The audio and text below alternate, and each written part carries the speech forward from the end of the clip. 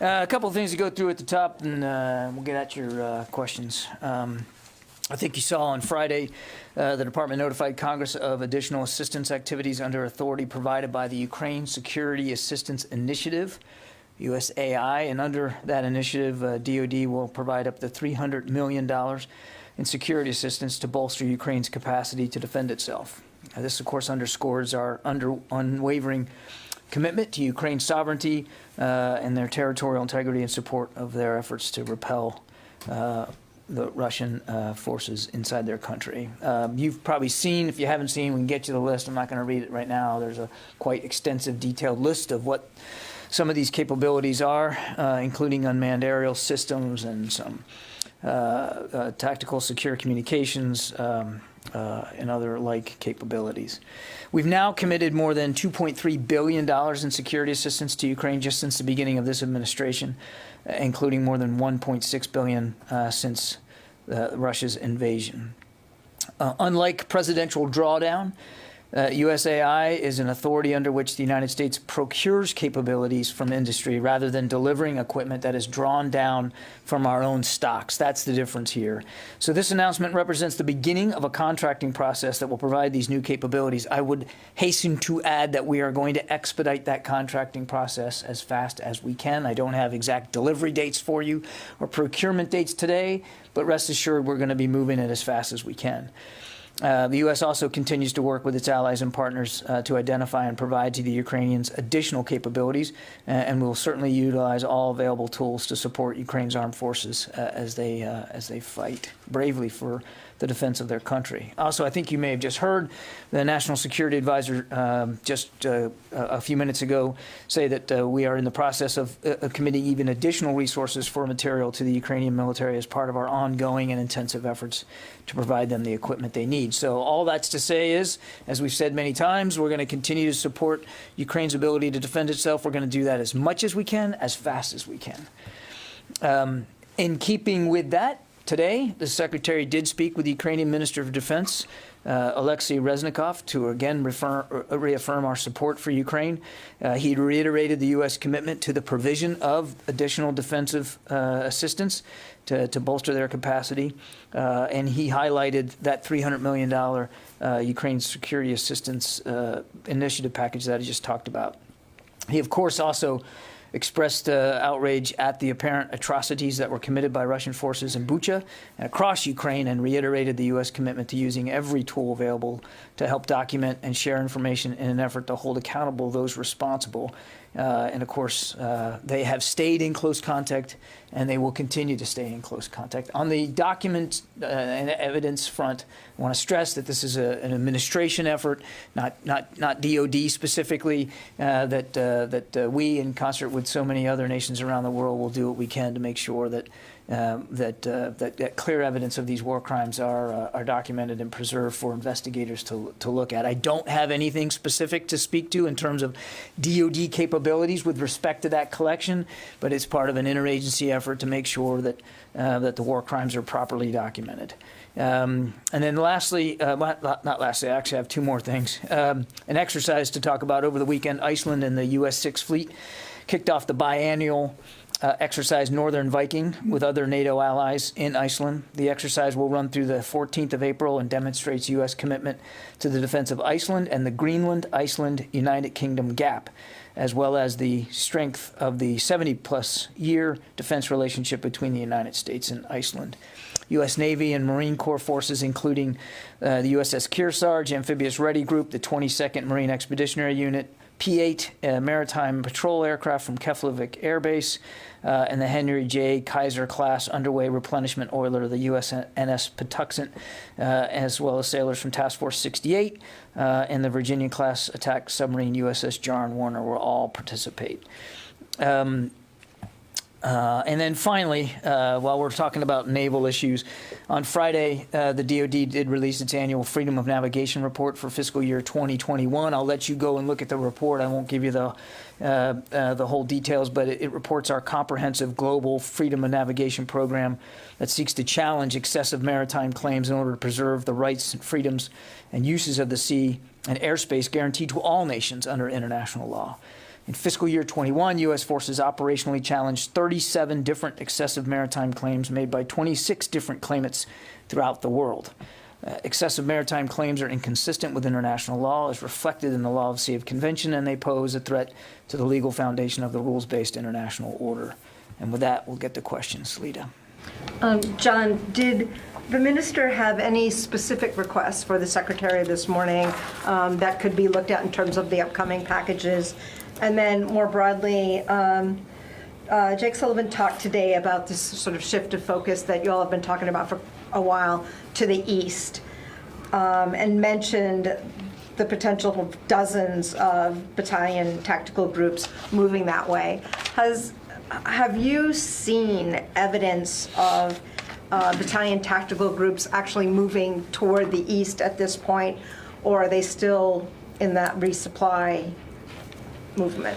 Yeah, so on your first question, I won't, we put a readout of the call. I'm not going to go into any more detail than that. I think it's safe, you can safely assume that every time he has a chance to talk with Minister Reznikov, he invites the minister to offer whatever needs he might have. So that's a routine part of their discussions. Sometimes he doesn't even need to offer that. Minister Reznikov, of course, mentions in his own right the kinds of capabilities they're looking for. You can imagine that with Ukraine under attack the way it is, that those two leaders would not miss an opportunity when they're chatting with one another to talk about requirements and capabilities. But I won't get into more detail about specifics. And then on your second question, we do believe that the Russian military intends to focus their efforts on the Donbas area and the east. We do believe that as they move forces out of Kiev and Chernihiv and places like Sumy, that they are going to put these units into a refit regimen so that they can be resupplied, maybe even reinforced with manpower, and then applied elsewhere into the country. We think that the most likely place for them to be reapplied into the fight in Ukraine is in the east, in the Donbass. We have not seen wholesale movement in that regard. We're only just now seeing more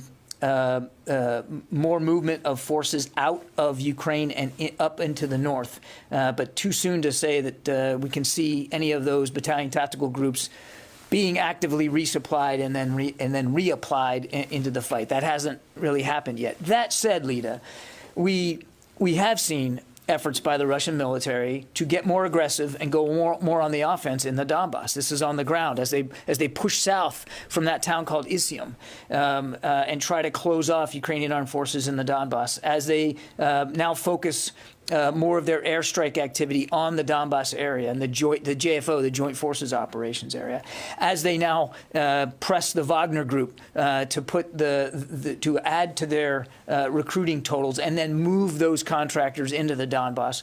So certainly we have seen more kinetic activity, more military operations, if you will, in the Donbass. So clearly they are definitely putting a priority on that part of Ukraine.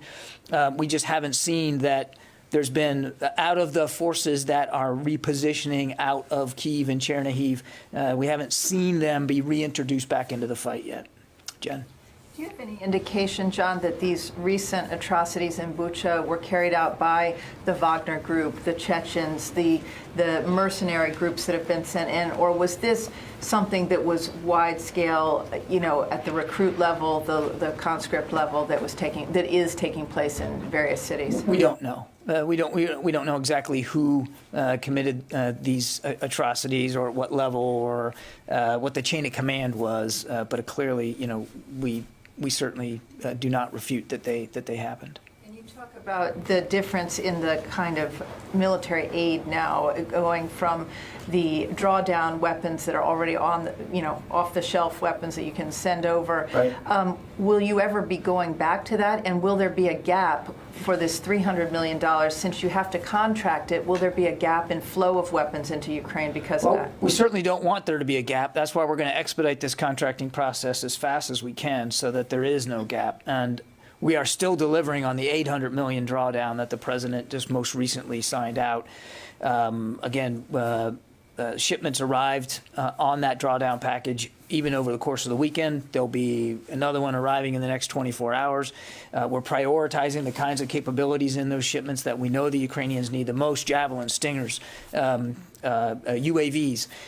So all that's being prioritized. Our goal is, again, I said it before, as fast as we can, as much as we can, and just keep it going to make sure that the Ukrainians can continue to defend themselves. So our goal would be no gap. On the first part of your question, I don't want to get ahead of the White House and the President. You heard Jake Sullivan just talk a little bit ago that there'll be additional assistance to speak to in coming days, and I'll just leave it at that.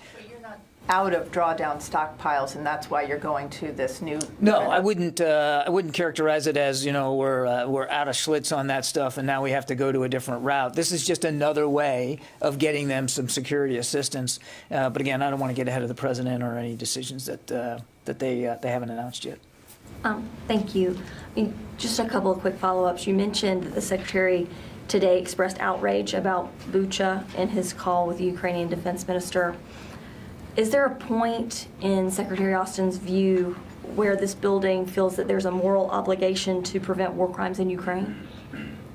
Are you suggesting that we haven't expressed that there's a moral obligation not to commit war crimes there or anywhere? So yes, you feel that there's a moral obligation to prevent war crimes. There should be no war crimes. Because there should be no war in Ukraine. Because Vladimir Putin still had diplomatic options on the table when he decided in late February to go ahead and cross over the border and invade a sovereign neighboring country. So, look, the international community has spoken on this. The president has spoken on this.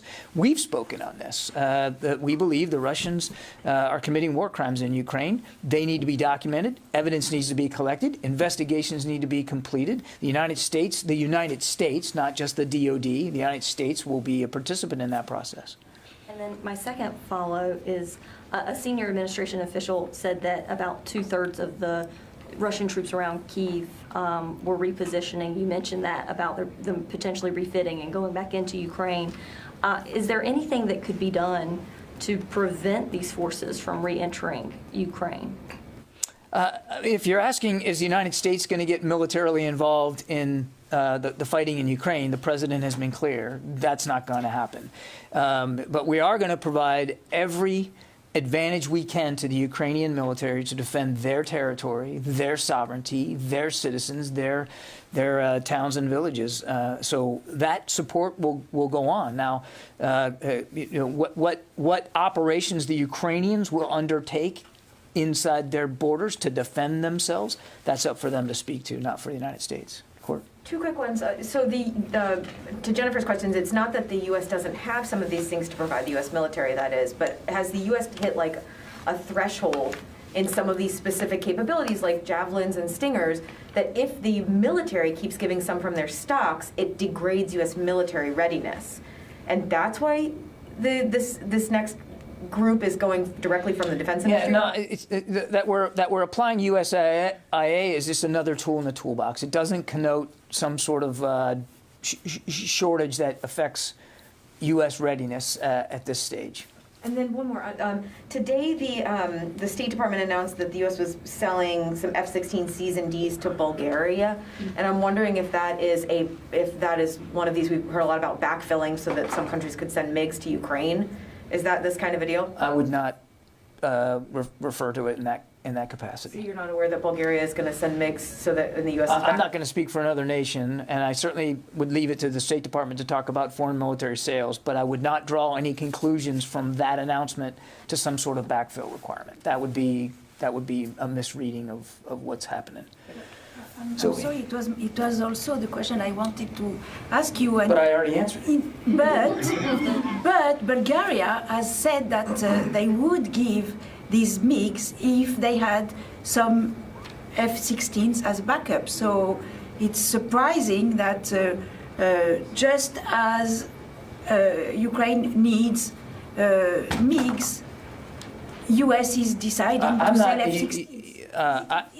I don't have anything more to add on this than what I did with Courtney. I'm just going to leave it at that, and I'm not going to speak for another nation. And what another nation is willing or able to do in terms of supporting Ukraine. That's up to them to speak to. Barbara? Both you and Jake Sullivan were very specific this afternoon that U.S. troops would not be going into Ukraine to fight Russian soldiers. So I just want to close the loop on that. You're not going in to fight Russian soldiers, but is the door open for U.S. troops to go into Ukraine in a non-combat role to assist with, if and when it comes to it, and I'm not speculating, the Polish initiative, if and when it comes to it, to assist in documentation of war crimes? As you just said, the Pentagon would be part of the interagency effort.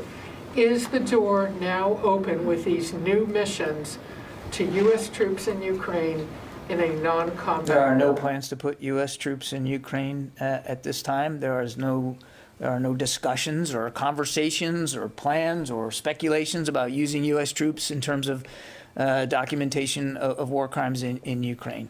It is still a hot war going on, Barbara, and the president has been very clear: U.S. troops will not be fighting in Ukraine. There's been no change to that, and your question was speculative because you used the word "if." There's no discussion about U.S. troops being involved in the physical documentation or collection of evidence.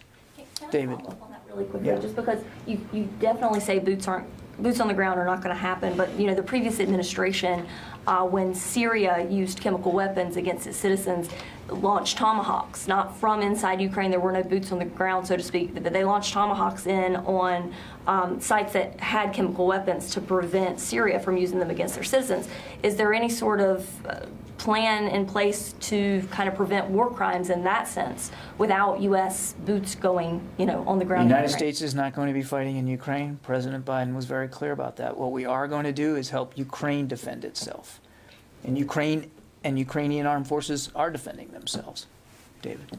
Could you go over the reinforcements that you know of that are headed for the east?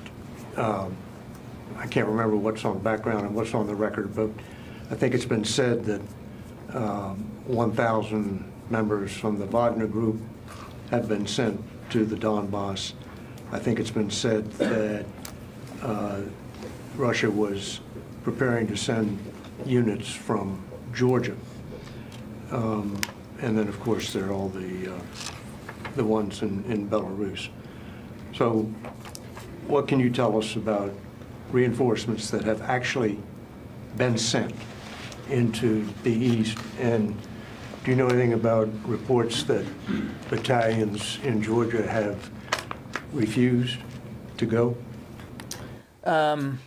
So we don't have perfect visibility into the Russian order of battle, how many troops they have everywhere they have them. They already have a sizable number of troops in the Donbass. They did from the beginning. In fact, in many cases, they never left. They've been fighting there for 8 years. We do have indications that the Wagner Group is trying to recruit fighters from mostly from the Middle East to apply them in the Donbass. And that is where the Wagner Group has been active for a lot of the last 8 years. So not a big surprise that they would be focusing on that part of Ukraine, certainly given the Russians' reprioritization of that part of the country. We have also seen indications that the Russian Ministry of Defense is looking for other ways to reinforce their manpower, bringing troops in from other places outside of Ukraine, and in fact from outside Russia. But I don't have specific information that would that speaks to a certain number or a certain timeline or even a location. Just as in my answer to Lida, again, we don't have perfect thinking into Russian plans here. It's very clear to us, though, that they do want to prioritize the Donbass. So logically, it makes sense that if they're going to reinforce, that's probably the place they're going to reinforce the most. But David, we just aren't there yet to see anything real demonstrable when it comes to reinforcement. That said, again, what we have seen is more strikes in the Donbass, more offensive maneuvers by the Russians in the Donbass. Again, the effort of putting private military contractors more there. I mean, they are clearly prioritizing it, and we'll just have to see as this unveils. And I think I missed another question. The evidence that units in Georgia have refused to go. I have not seen any evidence of that. No. Fadi? Thank you, John. With all the movements you've been watching for the last couple of days of Russian troops leaving Kiev region and Chernihiv, more to the north toward Belarus, do you think the threat of another Russian offensive toward Kiev is still there, or has it diminished in one way or the other? I think certainly what we've seen would indicate to us that that the Russians have, at least for the time being, given up on a ground offensive against Kyiv. But we've kind of been seeing that unveil over the last week or so. I mean, they kind of stopped advancing and started to dig in and have defensive positions. And then last week we started to see them sort of move some of those troops off. We're seeing more now over the course of the weekend. We think, actually, quite frankly, a majority of the battalion tactical groups that they had arrayed against Kyiv, at least from the north and northwest, have now begun to move out, to retreat away from Kyiv, again, for what we think is refitting, resupplying, and then repositioning elsewhere.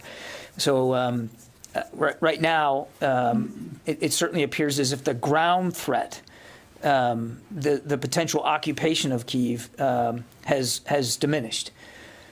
That said, and there's always a that said, they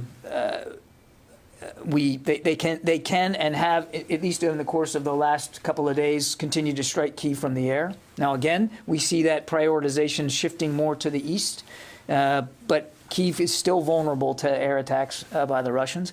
And because we don't have perfect visibility into exactly what their long-term plans are here, I don't think any of us is ready to say, well, the threat to Kyiv is over. And I don't even think the Ukrainians would say that. So we're just going to watch this as best we can. Let me go to the phones here. I haven't done that. Phil Stewart. Hey there. Jake Sullivan just spoke and talked about intelligence agencies collecting evidence of war crimes in Ukraine. Can you give us any sense of contributions by DoD intel agencies? And separately, is there any? I know you said it wasn't clear whether the Wagner Group was responsible, but is it clear to the Pentagon at this point that Russian forces are responsible for what happened in Bucha? Thank you.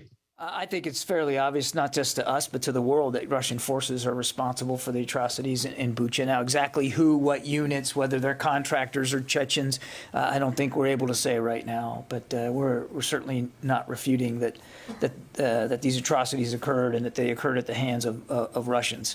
I don't have anything more in terms of context or color to add to you in terms of our contribution to a larger interagency and, frankly, international effort to make sure that these war crimes are documented. The DoD will participate as we can, but I'm not going to get into specific details of what that's going to look like. And again, and you heard Jake say this not long ago, I mean, all of you, the global media, are doing a lot of this documentation as well. Just in terms of the imagery that you're seeing and that you're reporting on as you're producing and distributing, all of that will help contribute to the investigative efforts that are ongoing. Helene Cooper. Hey, Kirby, thanks. I know you said, just to follow up on Phil's question, that you don't know, that you assume that what happened in Bucha was at the hands of Russian forces, though you don't know who. But does the Pentagon have any information about which Russian military unit was in Bucha? Which Russian military unit was occupying Bucha? Was it conscripts or mercenaries? I actually don't have that level of detail for you, Helene. I don't have. We don't have the order of battle to that level of specificity. At least, not that I'm aware of. Howard Altman.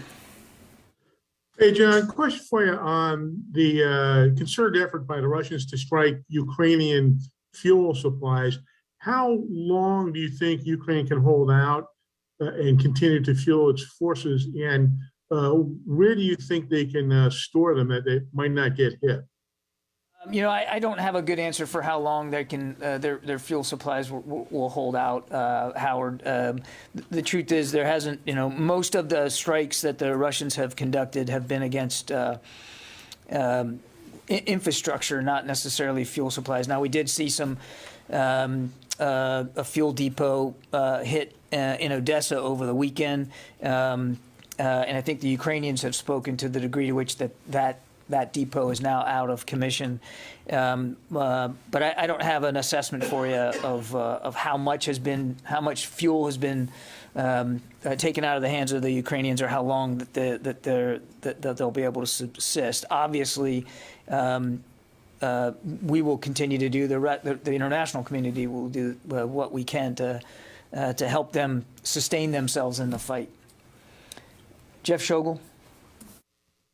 Thank you. The New York Times is reporting satellite imagery has shown for weeks that people in Bucha had been murdered. I'm wondering, can the Defense Department say whether it has also seen evidence while the Russians were still in Bucha of dead bodies, mass graves that prove that the Russians carried out these executions? Jeff, I think I've kind of already talked about this today. I mean, we certainly, we've seen much of the same imagery that you have. Obviously, we are in touch with our Ukrainian counterparts. We're certainly in no position to refute that these atrocities occurred, that they occurred on the scale that the Ukrainians have said they've occurred, and that Russians are responsible for that. And I think I'll just leave it at that. Elsewhere in the room, Louis. John, I have two questions. Jake Sullivan said that it appears likely that Russia is preparing to deploy dozens of battalion tactical groups. Does Russia have the capability to redirect dozens of battalion tactical groups to the Donbass? Yes. Yes. And where would those come from? I know it's pretty standard that they're going into Belarus, but I mean, at what point do they become battalion tactical groups again? Some of those units are nowhere near the original strength because of casualties and surrenders. Some of them are in better shape than others in terms of manning and, quite frankly, systems, weapons, equipment, vehicles. I can't speak for how the Russians are going to reorganize or refit, right? I mean, they could take the remnants of 2 or 3 BTGs and make a new one if they wanted to, or they could just keep the original 3 and reinforce them with new people and new stuff. We just don't know. I mean, but we do believe that as they go back across the border, whether it's Belarus or into Russia, that they will find a way to refit them, resupply them, and then reapply them into the fight. We think the most logical place for that, given what the Russians have so far shown that they're willing to do with respect to prioritizing the Donbass, that would be the place. But I couldn't give you an example of each battalion tactical group and whether or not it's going to remain a whole unit going forward or be combined with others. But just in terms of sheer manpower that they have still available to them, it's very possible that what Mr. Sullivan said is accurate, that it could be dozens of BTGs. But we just don't know. And we're just going to have to watch this and monitor it in real time, and we'll obviously keep you as apprised as we can in terms of what we know. We do think they're going to put a lot more effort into the Donbass region. And it's not just manpower. I know that's the focus today. I get that. But it's about where the airstrikes are going to go. And it's about the priority of ground operations and maneuver and artillery. One of the things we've been seeing is as they come south out of Izium, they're trying to focus that southern push more on the ability to use artillery in the Donbass. So, again, we'll have to watch this as closely as we can going forward, but it's just not perfect. We're not able to perfectly predict exactly how they're going to reform their units. The other point was that Mr. Sullivan kept describing the Russian movement as a retreat. Is that an accurate assessment of what the Russians are saying? He described it as a common sense description that they had gone in there pell-mell, and now they had been failed and had been beaten backwards, and so therefore they're retreating. Yeah, I think that's accurate, particularly what we've been seeing over the last several days. Late last week, we'd only seen a small number of Russian units begin to move back from Kiev. We've seen that number increase now. We think it's the majority now have begun to move out of Kiev, and as they're moving out, the Ukrainians are attacking them. I'm not a military strategist or historian, but my understanding of a retreat is that you're moving back as you're getting pushed back, and that's what's happening. Yeah, so I think that's a very accurate description of what's going on. But he also said, and this matters just as much, if not more, what we've been saying here, that we expect they're going to reposition into Belarus or Russia, refit, resupply, and then push those troops back in. We don't believe that this is a complete withdrawal from the war effort. These guys are not going home, I guess, is the main point. Yeah, they're retreating out of Kiev, but they're not being sent home. We see no indication of that. Yeah, Rio. Thank you. I want to ask you about India's purchase of S-400 missile defense system from Russia. Is there any changes in the U.S. position on acquisition of such system? And is the Biden administration open to sanctioning India if India operationalizes S-400 system? I don't have anything on the sanctions to talk to. We've been very clear with our Indian partners about our concerns over this purchase and encouraging them, as we encourage many others, not to purchase Russian equipment. We remain encouraged by India's continued diversification of their defense equipment over just the past decade. So we'll continue to have that conversation with the Indians. Yeah. Quick follow-up. So do you think purchasing such a sophisticated defense system from Russia is consistent with the Quad basic principle and objective of maintaining rule-based order? Rio, I think we've made it very clear to the Indians our concerns about this particular purchase. We've been very clear about that. Okay, one more. I have actually two questions. One, you have been, of course, Sullivan as well said that NATO has not been so united in recent memory after the invasion of Ukraine by the Russia. But we start to hear some types of pushbacks from Germans and some allies about sanctioning Russian gas, and then we start to some types of slowdown among the NATO allies providing aid to Ukraine while the US continue to do that. Do you think that the sense of unity in NATO is getting weaker as they go by? No. Not at all.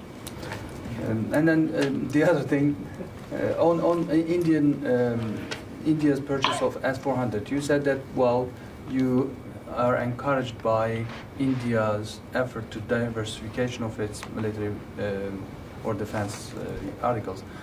The same case was also true for Turkey. Turkey was also trying to diversify its defense capabilities, and they purchased, of course, S-400. And we expressed the same concerns to them, and that's why we had to make a decision on the F-35, because we believed that capability, that air defense capability, was fundamentally incompatible with them also having F-35s.